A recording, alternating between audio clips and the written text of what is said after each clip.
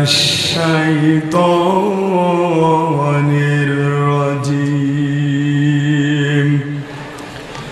বিসমিল্লাহির রহমানির রহিম।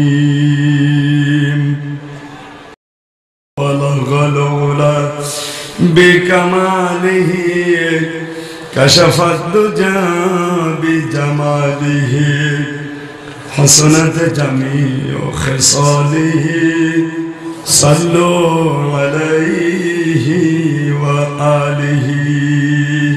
আলহামদুলিল্লাহ। সামনে বসা মুসলমান ভাইরা, পর্দার আড়ালের সম্মানিতা মা এবং বোনেরা, সবাইকে সশ্রদ্ধ সালাম পেশ করছি। আসসালামু আলাইকুম ওয়া রাহমাতুল্লাহ। যে মালিক আমাদের সুস্থ রেখে ভালো রেখে এই ময়দানে নিয়ে আসলেন, খুশি হয়ে তার দরবারে উচ্চ স্বরে বলছি আলহামদুলিল্লাহ। কোরআন আমরা যারা শুনতে এসেছি, কিয়ামতের ময়দানে এই যে 1 ঘন্টা আমরা ব্যয় করব কোরআন বোঝার পেছনে, আল্লাহর দরবারে 1টা ঘন্টার হিসাব দেওয়া লাগবে না। আসলে তো আমরা হিসাব কি বুঝি না। قد خسر الذين كذبوا بلقاء الله حتى إذا جاءتهم الساعة بغتة قالوا يا حسرتنا على ما فرطنا فيها وهم يحملون أوزارهم على ظهورهم ألا ساء ما يزرون। সূরা আনআমের 31 নম্বর আয়াতে আল্লাহ জানিয়েছেন, ক্ষতিগ্রস্ত হয়ে গেছে ওই সমস্ত মানুষ যারা আল্লাহর সাক্ষাৎকে, আল্লাহর দরবারে জবাব দিতে হবে, এ বিশ্বাস যাদের নষ্ট হয়ে গেছে, এরা ক্ষতিগ্রস্ত হয়ে গেছে। এজন্য আল্লাহ খসিরের আগে কদ দিয়েছে। কথা বোঝা যাচ্ছে? হিসাব কি এটা আমরা বুঝি না, আমাদের সেন্সেও নেই। হিসাব কি এটা বুঝেছিলেন হযরত ওমর? কে বলেন তো? আরো জোরে বলতে হবে। তিনি আয়াত পড়ে বিশ্বাস করেছিলেন আল্লাহর দরবারে জবাব দেওয়া লাগবে। এটা কত কঠিন। যাদের ভেতরে টেন্ডেন্সি পয়দা হয়, সৃষ্টি হয়, তারা 24 ঘন্টা মাবুদের দরবারে পানা চায়। আল্লাহুম্মা ইউহাসাবু হিসাবা ইয়াসিরা। আল্লাহ তুমি আমার হিসাবটা সহজ করে দাও। জোরে বলেন আমিন। কোরআন শোনার জন্য যে মানুষগুলো এসেছে, যদি প্রশ্ন করে আল্লাহ এত কষ্ট করে রাত জেগে বসে আছে এই ট্রাস্টের ময়দানে, কি পাবো? রব্বুল আলামিন বলেন, তাতানাজ্জালু আলাইহিমুল মালাইকা। তাতানাজ্জালু এটা মজার আলোচনা, বর্তমান ভবিষ্যৎ, প্রেজেন্ট ফিউচার। মালাকুন 1 বছর, মালাইকা বহু বছর। কোন মানুষ যখন কোরআনের মাহফিলে আসে, তাদের উপরে আমার আল্লাহ রহমত নাজিল করছে, ভবিষ্যতেও করবে। এই রহমত 2 প্রকার। 1 নম্বরে মানুষ যখন বিপদে পড়বে, এই রহমতের ফেরেশতা দিয়ে আমার আল্লাহ তাদের সান্ত্বনা দেবে, সাহায্য করবে। কথা বলছেন কেন? এর বাস্তব প্রমাণ ডক্টর মাসুদ ভাই, যুবক মানুষ, যুবতী বউ ঘরে, কিন্তু বছরের পর বছর জেলখানায় পৌঁছতেছে। আল্লাহ যদি ফেরেশতা না দিয়ে সান্ত্বনায় না দেবে, কখনো যুবক মানুষের জেলখানায় থাকা সম্ভব না। বউ ছেড়ে তো থাকেননি, বুঝবেন কি?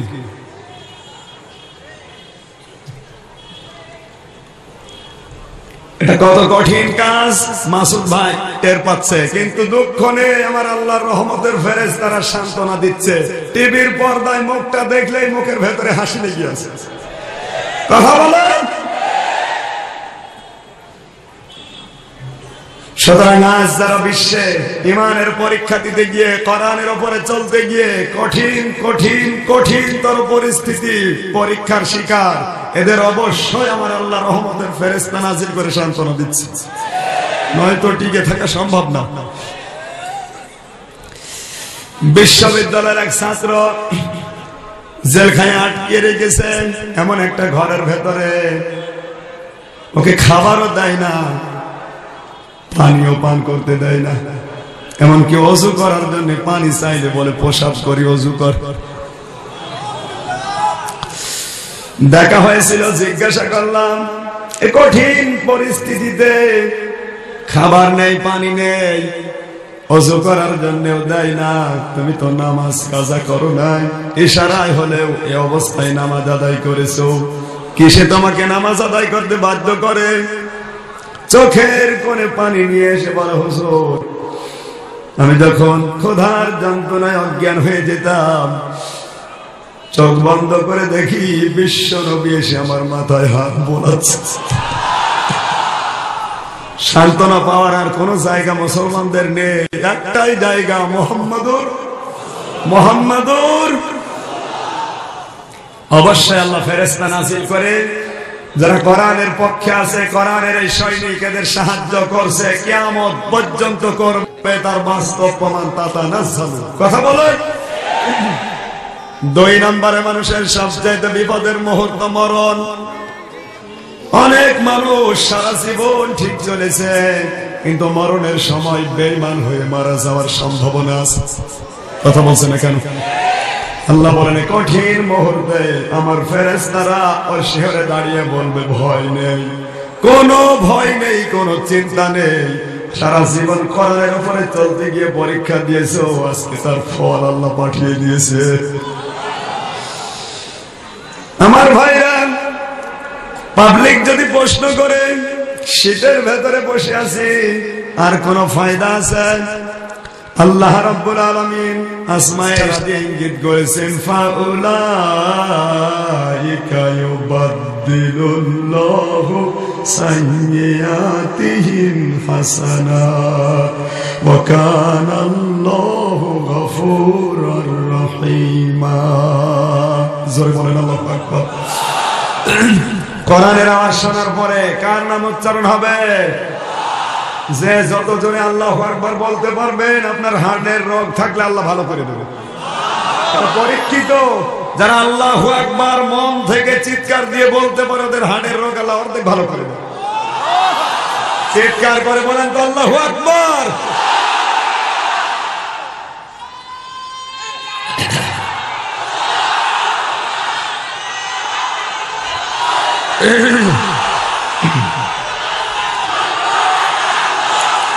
কান লাগা,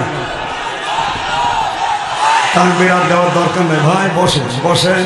আজকে কথা শুনতে হবে, বহু কথা জমা হয়ে আছে, কথা শোনা লাগবে আজ, কথা শুনতে হবে আজ। আজকে মন খুলে কথা বলার পরিবেশ এসে গেছে। যদিও বাংলাদেশটা এখন বদরের ময়দানের চাইতেও কঠিন। সম্মানিত ভাইরা, আল্লাহ বলেন আসমাই ইশারা দিয়ে জানিয়ে দিলেন, ফাউলাইকা, এই যে এই মানুষগুলো যারা কোরআনের মাহফিলে বসে আছে, আমি আল্লাহ বলছি এদের সবচেয়ে বড় পুরস্কার, যত গুনাহ নিয়ে বসে আছে অতগুলো নেকি পরিবর্তন হয়ে যাবে। বাদদালা ইউবাদদিলু তাবদীলান ফাহুয়া মুবাদদিলুন। আল্লাহর ঘোষণা মিথ্যা হয়, মিথ্যা হয়। আল্লাহ যেন আমাদের জীবনে এটা কার্যকর করে। সুতরাং এই ময়দানে, যদি এটা দারুল আমান ট্রাস্টের ময়দান, এটা ট্রাস্টের ময়দান নেই, এটা হয়ে গেছে জান্নাতের বাগিচা। যতক্ষণ থাকবেন শ্বাস প্রশ্বাসে নিঃশ্বাসে নেকি হতে থাকবে। সুতরাং যার যত গুনাহ বেশি, যার অপরাধ যত বেশি, আজকে যার আনন্দ তত বেশি। কথা মনে হয় বোঝেননি? আপনি যত বড় গুনাহগার, আপনার জন্য তত বড় আনন্দ, কারণ সব গুনাহগুলো নেকি হয়ে যাচ্ছে। কিন্তু যারা আসে না চালাকি করে, চার দোকানে বসে তুমি আসবে বলে দেখতেছে, নন্দিনী আর রাহুল, জোরে বলুন সুবহানাল্লাহ, তোমায় আমায় মিলে দেখতেছে। এখন তো কিরণমালা বন্ধ হয়ে গেছে, আলহামদুলিল্লাহ।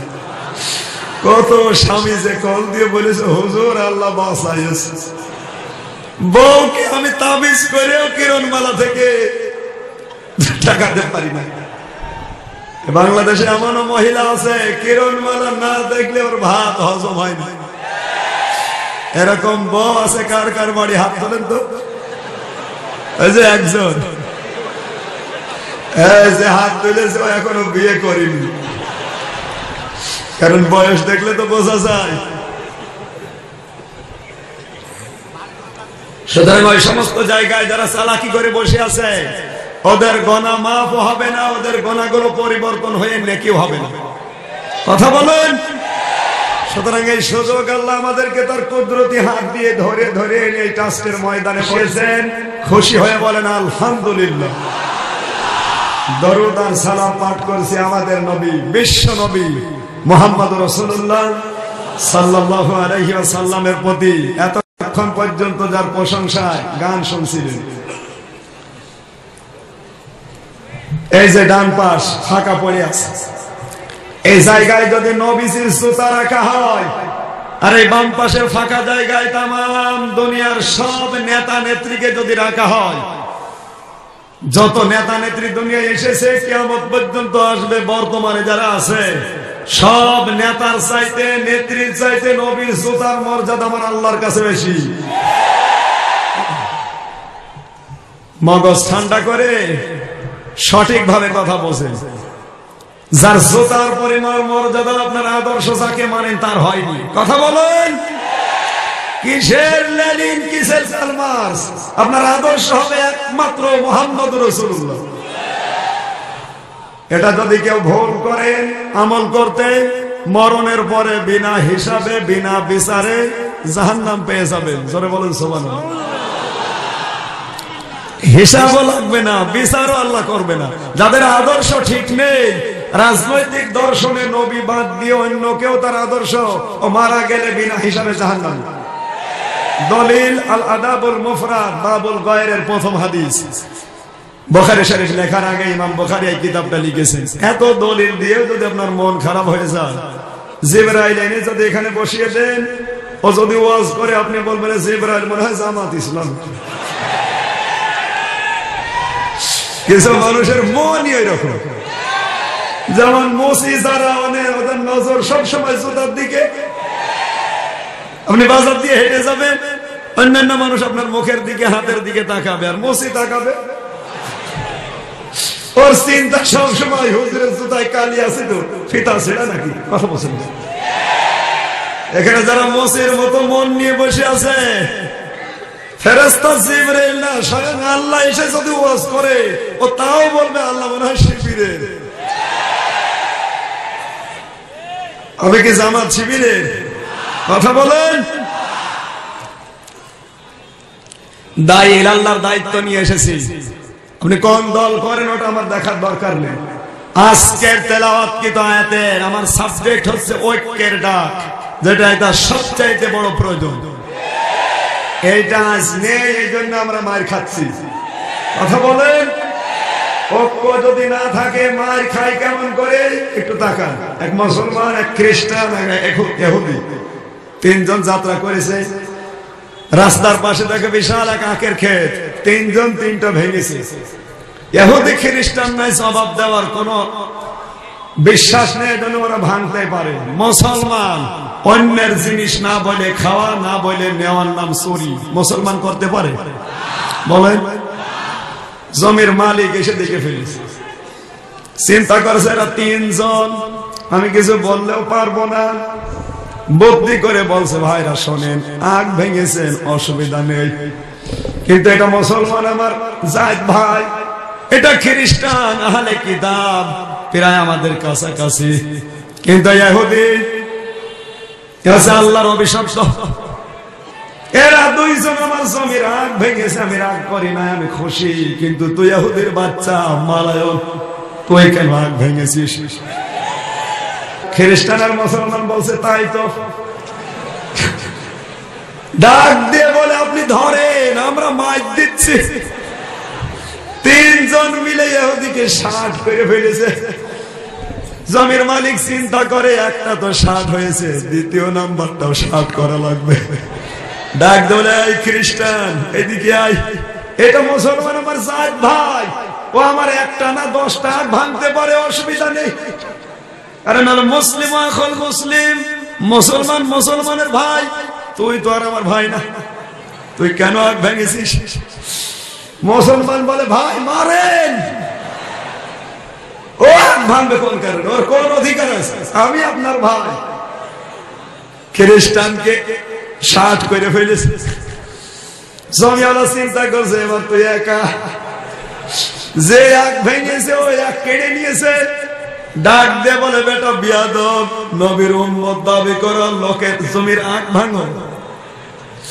জানো না লোকের জিনিস না বলে খাওয়া, না বলে নেওয়ার নাম চুরি। আর মুসলমান কোনদিন চুরি করতে পারে না। তুই কেন আমার ধর্মের কলঙ্ক করলি? তোকে আগে শাস্ত করি।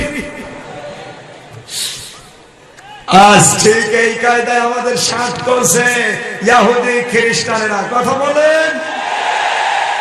53টা ইহুদি রাষ্ট্র আছে পৃথিবীতে। 228টা রাষ্ট্রের ভেতরে 53টা ইহুদি রাষ্ট্রের মূল হোতা হচ্ছে ইসরায়েল।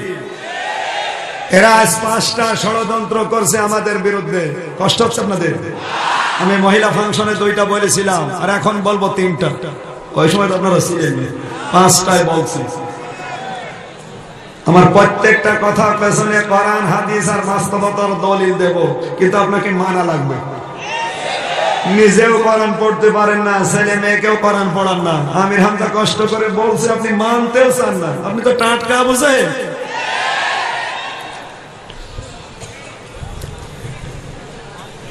আবু জেহেলের মতো মন নিয়ে যদি কেউ আসে, আবু জেহেলকে যেমন আল্লাহ নষ্ট করেছে, ওর বাড়ি পর্যন্ত ইন্টারন্যাশনাল পায়খানা। এখন আমি কাবা শরীফ তাওয়াফ করার পরে উপর দিয়ে ঘোরাঘুরি করছি, হঠাৎ আমার পেটে ব্যথা। ডাক দিয়ে বললাম, পুলিশ। এতক্ষণ তো ভালোই ছিলাম, হঠাৎ আমার পেটে ব্যথা, কারণ কি?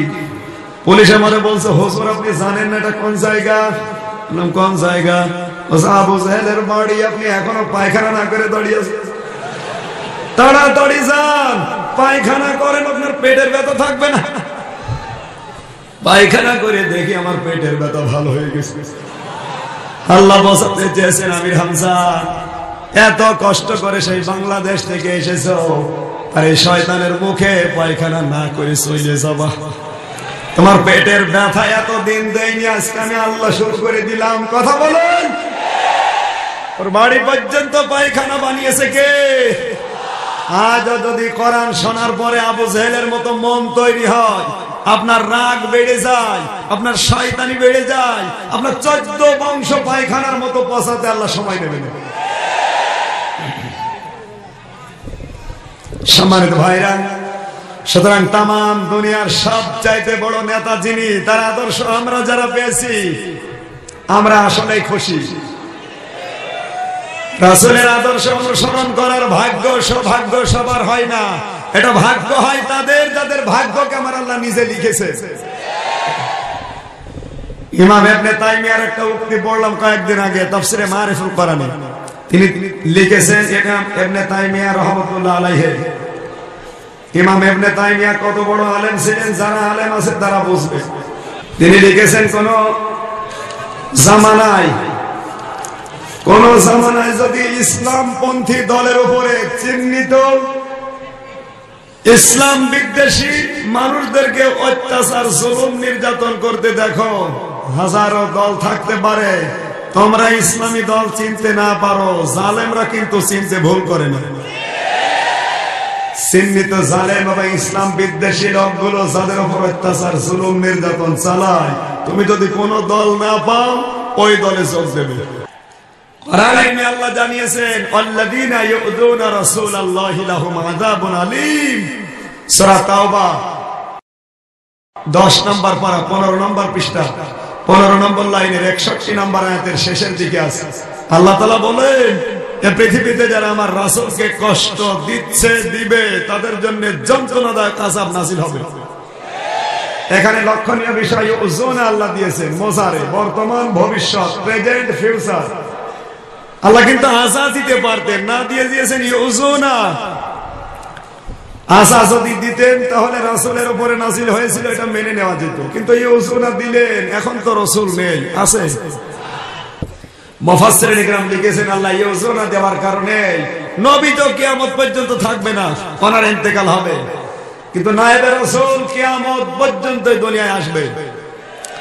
নায়েবে রাসূলদের প্রতি আলেম ওলামা নবীর এই উত্তরাধিকারী ওয়ারিসদের উপরে যারা জুলুম নির্যাতন কষ্ট দেবে ওরা সরাসরি আমার রাসূলকেই কষ্ট দেওয়ার শামিল।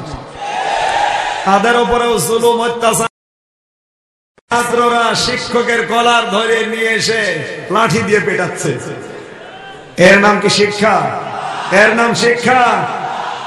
সিস্টেম আর এক পৃষ্ঠায় দেখুন, অনেক ছেলে উস্তাদের পায়ে অজুর পানি ঢেলে দিচ্ছে। নৈতিকতার শিক্ষা দেওয়ার নামে আজ আমাদের কোন জায়গায় ষড়যন্ত্রে জাল বিছিয়েছে চিন্তা করেন। আপনার ছেলে অনার্স মাস্টার শেষ করে এসে মদ খেয়ে মদের বোতল আপনার কপালে ভাঙবে, কিছু বলতেও পারবেন না। আপনার মেয়ে যার সন্তান পেটে নিয়ে বাড়িতে এসে ঘুরবে, কিছু বলতে পারবেন না। বললে আপনার খবর হবে, ওই সন্তান জন্ম হবে, ওটা বীরাঙ্গনা উপাধি পাবে। কথা বোঝা যাচ্ছে না? কারণ নিচে নামবো। সুতরাং রাসূল যেহেতু নেই, রাসূলের উত্তরাধিকারী আছে, নায়েবে রাসূল আছে, আলেম আছে, এদের উপরে যারা জুলুম অত্যাচার নির্যাতন করবে আমার আল্লাহ তাদের উপরেও জুলুম অত্যাচার নির্যাতন বাড়িয়ে দেবে। সেটা নিজে না করে আমার আল্লাহ কিন্তু ইহুদিদের দিয়ে এখন শুরু করে দিয়েছে। আমরা যদি সংশোধন না হয় আল্লাহর মনে হয় ক্ষতি হয়ে যাবে। বলেন, নৈতিকতার শিক্ষা পেয়েছিল তাসলিমা নাসরিন। আসতে বলে, ওর জীবনীতে দেখলাম ও ওর মাকে নামাজ আদায় করতে দেখে ডাক দিয়ে বলে, মা তুমি নামাজ পড়ো কেন? মা বলে, বেটিরে নামাজ পড়ি আল্লাহ পাক আমারে মাফ করে জান্নাত দেবে এই কারণে। তাসলিমা নাসরিন বলে, মা তুমি রাখো, তোমার ওই জান্নাত সম্পর্কে আমি পড়াশোনা করেছি, জান্নাত সম্পর্কে পড়ে দেখেছি। তোমাকে যদি আল্লাহ জান্নাত দেয়, তোমাকে শুধু একাই দেবে না, আমার বাবাকে যদি জান্নাত দেয় ৭০টা হুর দেবে, তার ভেতরে তুমি থাকবে প্রধান। এতগুলো হুরের ভেতরে তোমাকে আমি মা বলে ডাকতে লজ্জা করবে।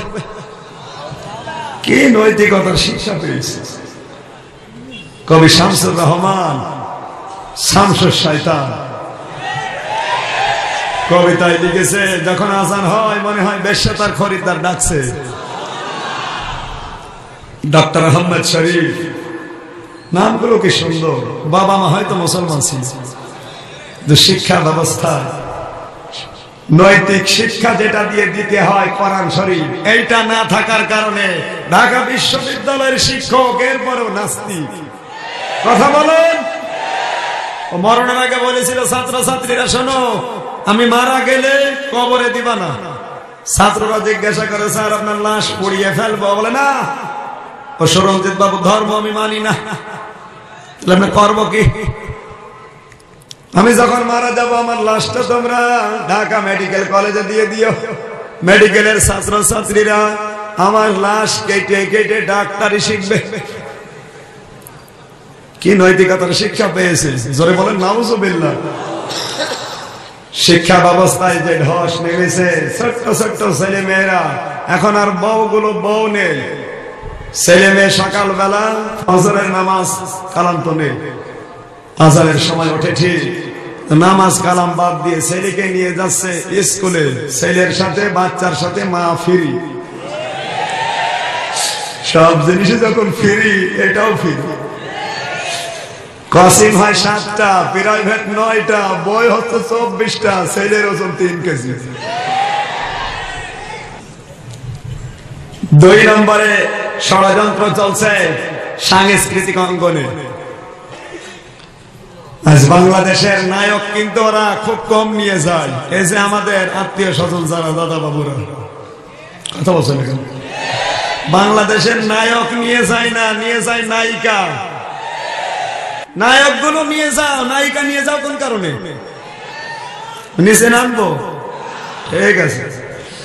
সাংস্কৃতিক অঙ্গনটা ধ্বংস করে ফেলেছে। স্টার জলসা, স্টার প্লাস, জি বাংলা, জি প্লাস, এগুলো আজ রাষ্ট্রীয় ভাবে বৈধ। আর যেগুলো মানুষকে নৈতিকতার শিক্ষা দিত সব বন্ধ করে জালেমদের মুখে এখন হাসি। যেই চ্যানেলে সবচাইতে বাংলার মেয়েদের ক্ষতি বেশি হয়েছে, জি প্লাস আর জি বাংলা। এই দুইটাই সবচেয়ে বেশি ক্ষতি হচ্ছে। এগুলো বন্ধ করার জন্য আইন আর আইন পাশ করে বাংলাদেশে বৈধ করা হয়েছে। কথা বলেন। সুতরাং আমাদের সতর্ক হওয়ার সময় এখনই। এখনো যদি সাংস্কৃতিক অঙ্গন আপনি সাজাতে না পারেন, রাসূলের নামে নাত পড়লে, আল্লাহর হাম প্রশংসা আদায় করলে বলে এগুলো জায়েজ নেই, হারাম হারাম। মক্কা মদিনাতে রাসূলের নামে ছোট্ট ছোট্ট ছেলে মেয়েরা কি সুন্দর করে কবিতা আবৃত্তি করছে। মসজিদে নববীতে দেখলাম 3 বছর 4 বছরের ছোট ছোট ছেলে মেয়েরা খেলার চলে। আমাদের বাংলাদেশে ছেলে মেয়েরা খেলা করার সময় বলে কিট কিট কিট কিট, ধর ধর, শুয়ে দিলাম বলে না। আমি চিন্তা করলাম দেখি তো এই ছোট্ট ছোট্ট ছেলে মেয়েরা কি বলে। মসজিদে নববীর বারান্দায় কান লাগিয়ে আছে, দেখি ওরা কিট কিট বলে না, ধর ধর বলে না, শুয়ে দিলাম বলে না। ছোট্ট ছোট ছেলে মেয়েরা একজনকে আর একজন ধরার সময় বলছে সুবহানাল্লাহি ওয়া বিহামদিহি, সুবহানাল্লাহিল আযীম। খেলার ছলেও প্রশংসা করছে কার? আর সংস্কৃতি এইরকম যদি বানাতে পারতাম, অবশ্যই সিনেমা চলচ্চিত্র এগুলো ভালো, কিন্তু এগুলো তৈরি করতে হবে ইসলাম দিয়ে। যৌতুক নিলে কি হয়, মানবতা বিরোধী অপরাধ করলে কি হয়, মানুষের সামনে সকলখড়ি করলে এই নন্দিনীর শাশুড়ির মতো আর কটকটির মতো কি হয়, এই বিষয়গুলো আপনি ইসলাম দিয়ে তুলে ধরে, দেশের মানুষ দেখবে, চরিত্র সংশোধন করবে। কথা বলেন। যেভাবে চলছে, যে আর যদি 10 বছর দেশ এইভাবে চলে, চরিত্রবান যুবক যুবতী বাংলাদেশে 10 বছর পরে খুঁজে পাওয়া মুশকিল হবে। আর যাদের মোবাইল গুলো হাতে নিলে বাবা মা আশ্চর্য হয়ে যায়। আমি আরো নিচে নামবো, সাবধান হওয়া লাগবে ভাই। এটা গোপন ষড়যন্ত্রদের চক্রান্ত করে আমাদের সংস্কৃতিটা দখল করে নিয়েছে। ইসলাম প্রচার করার কোন মাধ্যম এখন আমাদের হাতে নেই।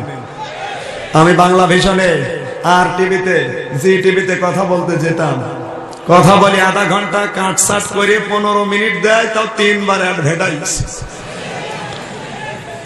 আমাকে সাবজেক্ট দিয়েছে হুজুর পর্দার উপরে কথা বলেন। ঠিক আছে বলবো, যে মহিলা ক্যামেরা ধরে আছে ওরে দেখি আমার পর্দা সব মাঠে মারা। ক্যামেরা ধরে আছে কিরণমালা, বজ্রমালা, আমি পর্দার উপরে কি বলবো? যদিও বলি কোরআন হাদিস দিয়ে আধা ঘন্টা কাটসাট করে 15 মিনিট দেয়, আসল কথা বল, আর ওর ভেতরে 3 বার বেপরদা অ্যাডভার্টাইজ। কথা বলে। এই সংস্কৃতি গুলো আমাদের হাতে নেওয়া লাগবে ভাই। আজ ভালো ভালো শিল্পী তৈরি করা লাগবে, আমাদেরকেও খাওয়া লাগবে। নায়ক হবে সাকিবুল হাসান, কোরআনের হাফেজ। 7 বছর বয়স, কোরআনের হাফেজ, বিশ্ব সেরা হয়েছে সাকিবুল হাসান। এইরকম নায়ক বানান। বিশ্বনবী মুহাম্মদুর রাসূলুল্লাহ সাল্লাল্লাহু আলাইহি ওয়াসাল্লাম প্রশাসন চালিয়েছিলেন, বিচার ব্যবস্থা বানিয়েছিলেন, হযরত ওমরকে দায়িত্ব দিয়েছিলেন প্রধান বিচারপতি। সুবহানাল্লাহ বলতে পারেন না? হযরত আবু হুরায়রাকে বানিয়েছিলেন গভর্নর। সাহাবীদেরকে তিনি রাষ্ট্রদূত করে বিভিন্ন জায়গায় পাঠাতেন।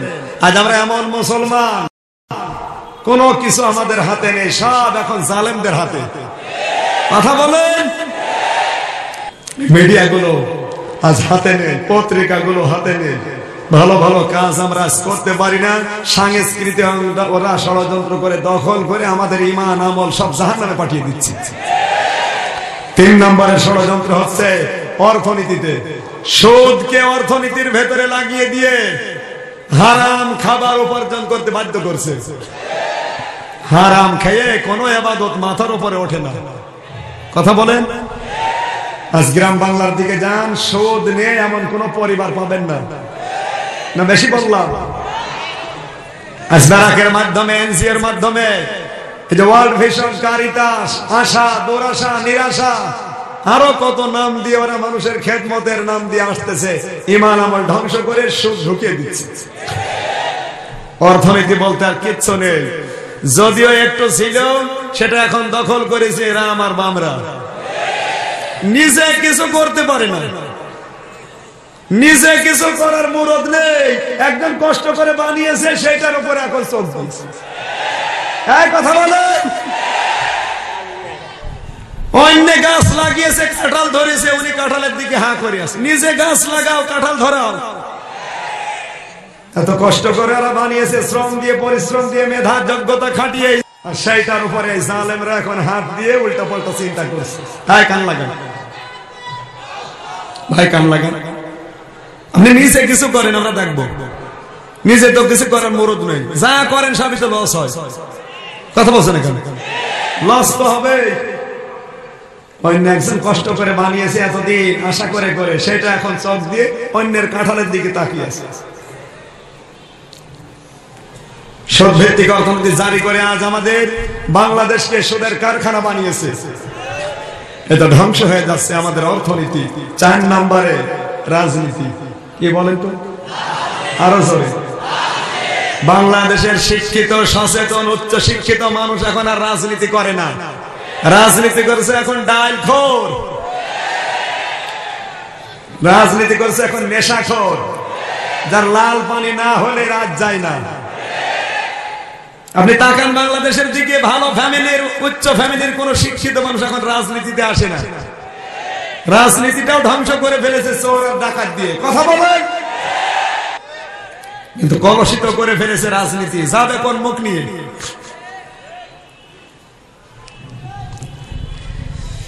একশোটার ভেতরে 99টাই যদি উল্টা পাল্টা থাকে, একজনে করবে কি?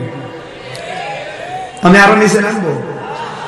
5 নম্বরের সবচাইতে কঠিন ষড়যন্ত্র, যেটা আমাদেরকে দল বিদলে, গোত্রে গোত্রে ভাগ করে দিয়েছে।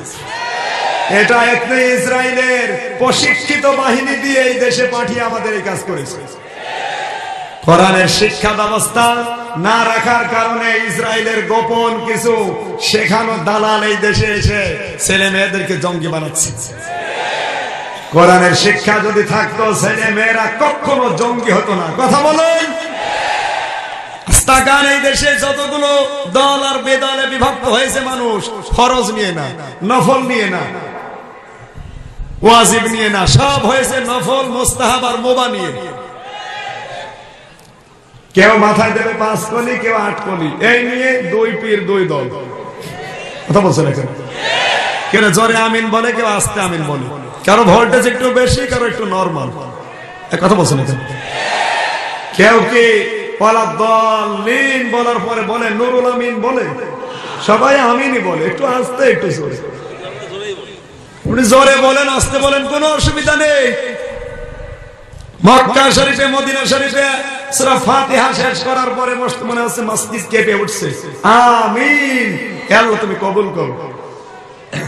আপনি জোরে বলেন, আস্তে বলেন, এটা তো আর ফরজ না, ওয়াজিব না যে আপনার নামাজ হবে না। আজ দল বিদলে বিভক্ত হয়েছে হাত বাঁধা নিয়ে, কেউ বুকে, কেউ পিঠে, কেউ নাভিতে, কেউ ছেড়ে দিচ্ছে।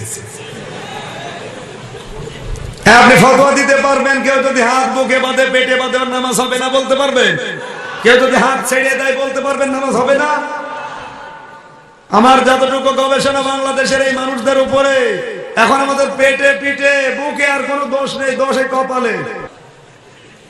গোপন ষড়যন্ত্র এই 5টা আরম্ভ হয়ে গেছে অলরেডি। কথা বলেন ঠিক কিনা? সুতরাং আমাদের এই দল আর বেদলে বিভক্ত না। আপনি আওয়ামী লীগ, বিএনপি, জাতীয় পার্টি, জাসদ, মাসদ, চরমনা, ফরফরাট, রশি, যা করেন অসুবিধা নেই। আপনার একটা টার্গেট থাকা লাগবে যে আল্লাহর দ্বীন যেন জমি কায়েম হয়। আপনি পীরের মুরিদ বানাবেন আস্তানায়, গাছতলায়, দরবারে, কোনো অসুবিধা নেই, বানান, কিন্তু আপনার আসল টার্গেট থাকবে শাহজালালের মতো কোরআনে কারিমের রাজ। আপনি জীবন চিল্লায় চলে যাবেন না 10 চিল্লায় যাবেন, কোনো অসুবিধা নেই, যান। আপনার টার্গেট থাকবে কোরআন কিভাবে সংসদে যায়, কারণ প্রত্যেকটা নবীকে আল্লাহ এই টার্গেট দিয়ে পাঠিয়েছিলেন। এইটা আজ আমাদের নেই। ছোটখাটো বিষয় দিয়ে যে যে দলে আছে মনে করছি এই দলই আসলে, সব ভ্রান্ত। কোরআনে কারিমে মিনাল্লাযীনা ফাররাকু দীনাহুম ওয়া কানু শিয়া কুল্লু হিজবিন বিমা লাদাইহিম ফারিহুন। জয় বলেন আল্লাহু আকবার। সূরা রুম 21 নম্বর পারা 6 নম্বর পৃষ্ঠা 14 নম্বর লাইনে 3 নম্বর রুকু। 32 নম্বর আয়াত এটা তাফসীরে তাবারি থেকে শোনাচ্ছে। আল্লাহ রাব্বুল আলামিন বলেন পৃথিবীতে এক একজন এক এক দলে আলাদা হয়ে গেছে, আর প্রত্যেকটা দল তাদের নিজের কর্মসূচি নিয়ে আনন্দে আছে। এজন্য যে যেটা করছে আমাদের ঐক্য গড়া লাগবে ভাই, ঐক্য গড়া লাগবে। এই পাবনার ভাটায় যে সমস্ত মাটিগুলো নিয়ে কাদা বানিয়ে 6 মাস একাধারে পড়ায়, এরপরে যখন বের হয়ে আসে ও কিয়ামত পর্যন্ত পানির ভেতরে রাখবেন, গলবে না? বলেন, একটা মাটি যদি আগুন দিয়ে পুড়িয়ে অমর হয়ে যায়, ওটা যদি আর না গলে। আজ আমি এই ময়দানে এসেছি একটা উদ্দেশ্য নিয়ে। এখানে যে মানুষগুলো আছেন আপনারা সবাই এক একজন ইট, কিন্তু 1 নাম্বার না 2 নাম্বার? আরো জোরে। 1 নাম্বার ইট যারা আছেন, আমি কিন্তু এখন মিস্ত্রি। কোন মিস্ত্রি? রাজমিস্ত্রি। কোরআন হচ্ছে সিমেন্ট, রাসূলের হাদিস হচ্ছে বালি। সিমেন্ট আর বালির ভেতরে আমাদের চোখের পানিগুলো দিয়ে মশলা বানাবো, আর এই মশলা দিয়ে এক একটা ইট আমি আজ এমন ভাবে গাঁথবো যেটা আমার আল্লাহ নিজে গেঁথেছেন। কান্নাহুম বুনিয়ানুম মারসুস, সূরা সফের 4 নম্বর আয়াতের শেষে আল্লাহ বলেন এমন প্রাচীর বানিয়ে দেব, সীসা গলা প্রাচীর।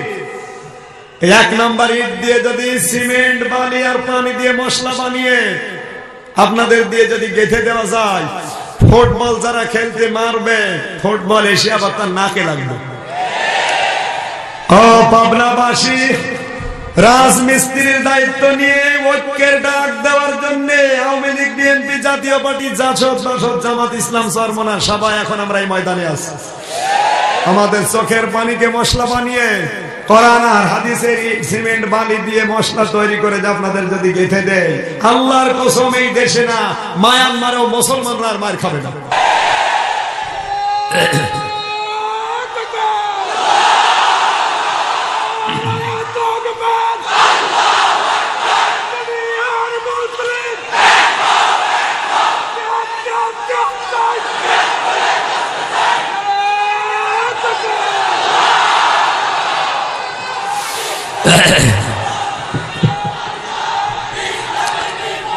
আমার ভাইরা, মাটির ইট পড়ে যদি 1 নাম্বার খাঁটি হতে পারে, আমরা কোরআনের এই ভাটায় এসেছি, অবশ্যই আমরা 1 নাম্বার খাঁটি ইমানদার হব। কথা বলেন। যারা হতে চান তাদেরকে দিয়ে আজ আমি প্রাচীর বানাবো, যে প্রাচীরের উপরে আল্লাহ সবচেয়ে বড় খুশি। ইন্নাল্লাহা ইউহিব্বুল্লাযীনা ইউকাতিলুনা ফী সাবিলিহি সাফফান কাআন্নাহুম বুনিয়ানুম মারসুস। আমি আল্লাহ ওই সমস্ত সীসা গলা প্রাচীরের মতো ঐক্যবদ্ধ হয়ে যারা আল্লাহর দ্বীন জমিনে কায়েম করার জন্য এক হয়, তাদের উপরে আমি আল্লাহ খুশি। সুবহানাল্লাহ বলতে পারেন নাই? আর এদেরকে আমি আল্লাহ ভালোবাসি নিজে। সুতরাং আজ যদি আপনাদেরকে আমি 1 নাম্বার দিতে পারি কোরআন দিয়ে, ভালোবাসবে কে? আরো জোরে বলেন। ভালোবাসা পাওয়ার জন্য এসেছি আমরা আল্লাহ না মা দুর্গা? অনেকে তো উল্টা পাল্টা বকে দেখি, বরকত দেয় আল্লাহ, বলেন না মা দুর্গা দিয়েছে। আল্লাহ আমাদের হেফাজত করুন, জোরে বলেন আমিন। রাসূলের উপরে দরুদ আর সালাম মন থেকে আদায় করে আজকের তেলাওয়াতকৃত আয়াত ঐক্যের ডাক। কি বললাম? আরো জোরে। এই ডাকে আপনারা সাড়া দেবেন না? আমি ডাক দেব কোরআন দিয়ে, ডাক দেব হাদিস দিয়ে, যদি সাড়া না দেন আপনি জাহান্নামী। ওমান আরাদান যিকরি ফাইন্না লাহু মাঈশাতান দনকা। আমার কোরআন থেকে হাদিস থেকে যারা মুখ ফিরিয়ে নেবে আমার আইন থেকে, ওদের জীবন আমি আল্লাহ সংকীর্ণ করে দেব। দুনিয়ায় কোনো জায়গায় আপনি শান্তি পাবেন না। আবার আর স্ত্রী হয়ে যাবে 2 নাম্বার, আপনার মেয়ে আপনার কথা শুনবে না। দনকার ব্যাখ্যায় সবচাইতে বড় কঠিন। দঙ্কা মানে যত কিছু উপায় করবেন তার ভেতরে আল্লাহ বরকত রাখবে না। এই জন্য সাবধান, আপনি মুখ ফিরিয়ে চলে যাবেন, আপনার খবর আরো খারাপ হবে। বলবারো আল্লাহ রাব্বুল আলামিন বলেন, ওয়া নাযলামু মিম্মা যুকিরা বিআয়াতি রাব্বিহি সুম্মা আরাদা আনহা ইন্না মিনাল মুজরিমিনা মুনতাকিমুন। আল্লাহু আকবার। সূরা সাজদা 21 নম্বর পারা 16 নম্বর পৃষ্ঠা 2 নম্বর লাইনের শেষ নাম্বার রুকুর 22 নম্বর আয়াতটা আল্লাহ বলেন, যখন আমার কোরআন দিয়ে আলোচনা করা হয়, আমার কোরআন দিয়ে উপদেশ দেওয়া হয়, যে মানুষগুলো কোরআন শোনার পরেও মুখ ফিরিয়ে চলে যায়, আমি আল্লাহ এদের উপরে প্রতিশোধ নেব। কে নেবে? আল্লাহ যদি কারো উপরে প্রতিশোধ নেওয়ার চেষ্টা করে বাঁচবে? আর তাফসীর মাহফিল আমরা যারা এসেছি, এটা শুধু মাওলানা ইকবাল হোসেনের কাজ না, মাওলানা আব্দুল শুকুরের কাজ না, এই কাজ আমার আল্লাহ নিজে দিয়েছে। দুনিয়ায় তাফসীর মাহফিল করা লাগবে, নির্দেশ কার? কোন জায়গায় আছে? কোন জায়গায় আন্দাজ বলছে? কোরআনে কারিমে আল্লাহ যিনি নিজে জানিয়েছেন তাফসীর মাহফিলের পক্ষে, ওয়ালা ইয়াতুনাকা বিমাসালিন ইল্লা জিনাকা বিল হাক্কি ওয়া আহসানা তাফসীরা। ফুরকান 19 নম্বর পারা 2 নম্বর পৃষ্ঠার 1 নম্বর লাইনের 5 নম্বর রুকুর 33 নম্বর আয়াত। এটা তাফসীরে ফি জিলালিল কোরআন আল্লামা সাইয়্যিদ কুতুব শহীদ জেলখানায় আয়াতের তাফসীর লিখেছেন এইভাবে। আল্লাহ রাব্বুল আলামিন বলেন, হে নবী, দুনিয়ার মানুষগুলো যখন বিভিন্ন সমস্যা নিয়ে আপনার কাছে আসে, আপনি তখন সঠিকভাবে ব্যাখ্যা করে তাফসীর করে করে আমার কোরআন দিয়ে বুঝিয়ে দেন। পাবনাবাসী আপনারা এসেছেন পারিবারিক সমস্যা নিয়ে, ব্যক্তিগত সমস্যা নিয়ে, সামাজিক সমস্যা নিয়ে, রাজনৈতিক সমস্যা নিয়ে, আন্তর্জাতিক সমস্যা নিয়ে, কথা বলেন না কেন? সুতরাং এই তাফসীর মাহফিল করা আল্লাহর নির্দেশ।